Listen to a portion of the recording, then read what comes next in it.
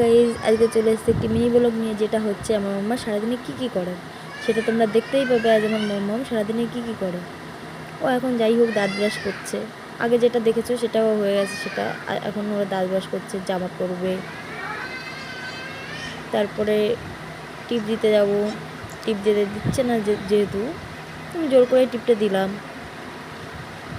কিছুক্ষণ পরে বলবে মা পায়ে পায়ে দাও, হ্যাঁ পায়েও দিলাম। দিনই বলে রাগ করছে, তাও দিলাম। দেওয়ার পরে এখন মামাম যাবে ভাত খেতে। কী খাবে ও? ডিম সিদ্ধ আর আলু সিদ্ধ, সকালবেলা এটাই খাওয়াই ওকে।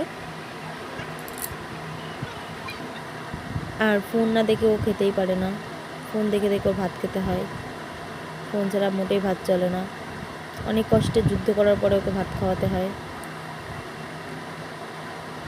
না খেলেও সে বসে বসে বসে বসে অনেকক্ষণ ধরে ওকে খাওয়াতে হয়।